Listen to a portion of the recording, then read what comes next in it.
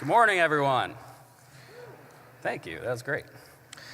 It's great to be joined up here and with all of you by President Kerwin, Provost Bass, Ms. Eiffel, AU's trustees, cabinet, faculty, staff, and of course, my fellow graduates.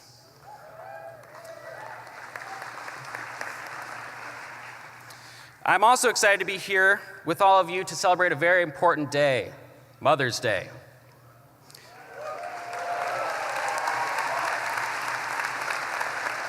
This must be a great Mother's Day present, graduation. After years of endless support, your child has achieved a moment of true accomplishment, ready to soar into impressive careers that will fundamentally alter the course of human history. So, this must be a moment of tremendous pride. Then again, statistics tell us 45% of college graduates end up moving back home, so it might be a moment of tremendous consternation. Not us, though. I'm sure we'll all be fine. Father's Day is around the corner, so happy early Father's Day to all the dads in the house here. Please join me, as you already have done several times, in a round of applause for all of our mothers, our fathers, all of our loved ones who helped get us here today.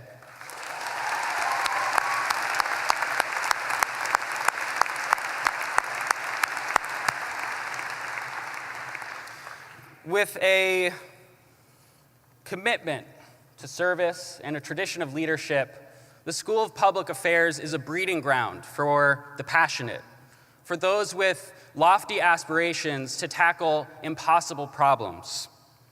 Like many of my classmates, I came here to change the world, and as much as I cringe every time I hear that phrase, there's simply no other way to put it. We came here to improve the lives of complete strangers by advancing innovative research, shaping public policy, and guiding all levels of government through complex public problems. Now, I don't want to alarm anyone, but we've picked a terrible career path. Seriously, stop laughing.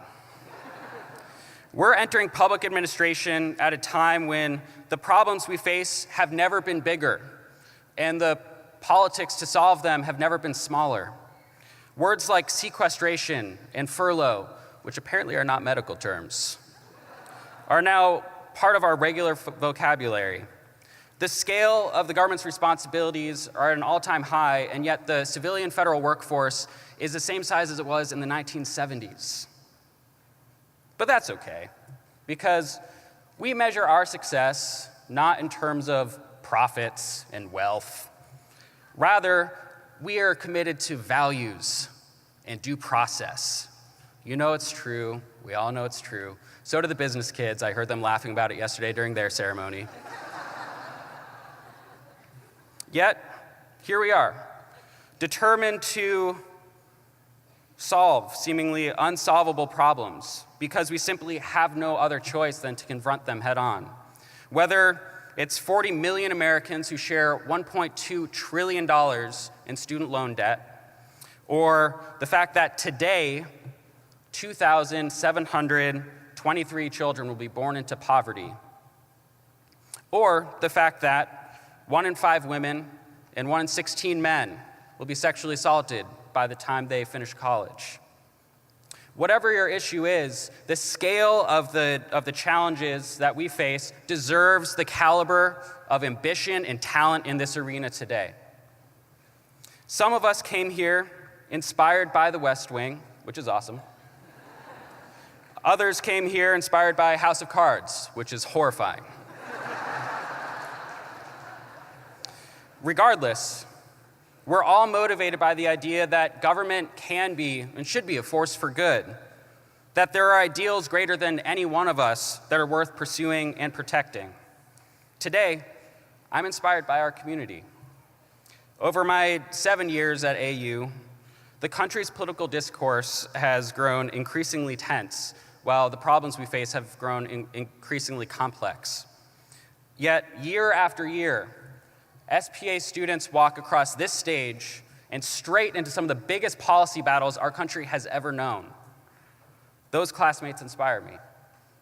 I'm inspired by our world-class faculty who push us to think differently, both in the classroom and by providing leadership to a global community of scholars, challenging the very way we consider the problems we face. I'm inspired by faculty and staff and administration who tirelessly guide students through new challenges to make sure we truly call this place our home. I'm inspired by our community. So really all that there's left to do is change the world. And the world looks to us for that change. In the depths of the Great Depression, a leader in Kansas named William Allen White said, "If our colleges and universities do not breed men and women who riot, who rebel, who attack life with all their youthful vim and vigor, then there's something wrong with our colleges. The more riots that come from our campuses, the better world for tomorrow." Now,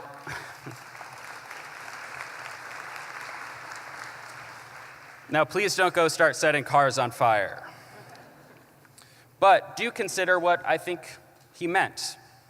A spirit of leadership, of service, of fortitude, tenacity.